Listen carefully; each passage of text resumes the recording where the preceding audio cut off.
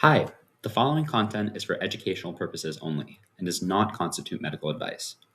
If you are a healthcare provider, please consult with your affiliated institution or local ethics committee for ethical guidance related to clinical practice.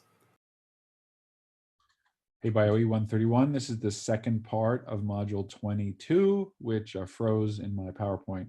So you just heard the story about the teen who found his father in the UK and thus became my hero as an early case of DNA re-identification. The next thing I want to tell you about, which is worrisome, is this idea of identifying individuals who are in a mixture.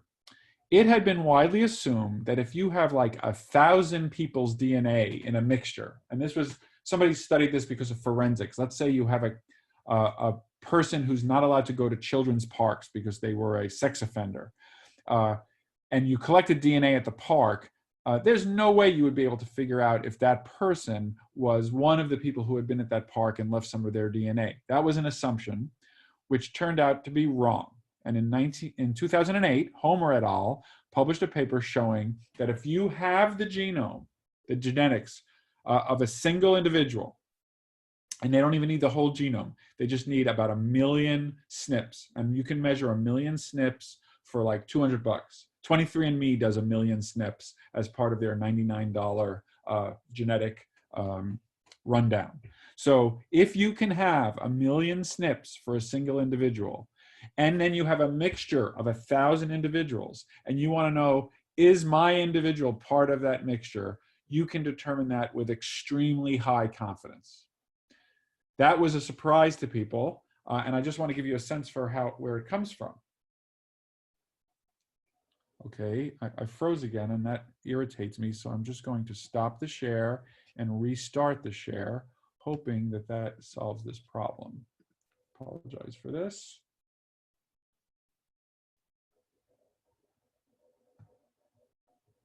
All right, let's see if we can go to the next slide.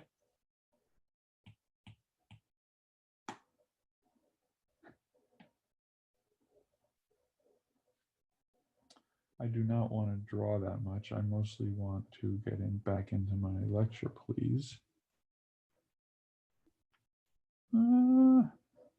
So, Bush League, Russ. How did they do it? Statistics. So they have 1 million measurements of the individual. For example, there's an A at position 3432. So let's assume that 10% of all people in the general population have an A and 90% have a T. Now you have 1 million measurements of a mixture of 1,000 other people, a mixture of 1,000 people from that population, okay? So let's say that in those 1,000 people, there's a 15% rate of A and a 85% rate of T at that same position. Now, our person had an A at that position. And you're seeing slightly more A's in the mixture than you are in the population at large, 15 versus 10. So this person could have contributed that slight bit of extra A to the mixture. Does it prove anything? Absolutely not. First of all, they could not be in the mixture. Second of all, they could not be contributing to the extra A. But it increases the chance that they were in the mixture a tiny, tiny, tiny bit. Now, so it's slightly more probable that that individual is in than they're out.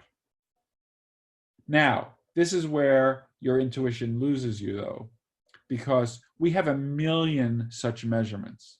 So every one of these tiny things that's either in favor or against the hypothesis that they're in the mixture adds up. And it turns out that somewhere around 200, 300,000 of these measurements, you are positive that that person is either in or out. And then the other 700,000 just serve to increase your certainty. So that's amazing and true. And it showed that people's intuitions about when DNA is safe in a mixture were wrong. This caused shockwaves throughout the National Institutes of Health because they had databases where they said, here is the summary data for 1,000 people. They would say 15% A, 85% T, and they thought they were fine and they didn't have to worry about anybody in that study being re-identified.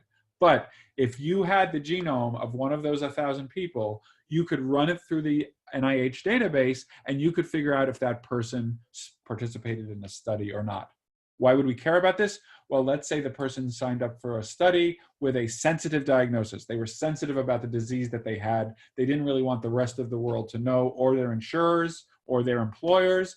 And now there's a way for somebody to figure out if they're part of that mixture and therefore if they might have that disease.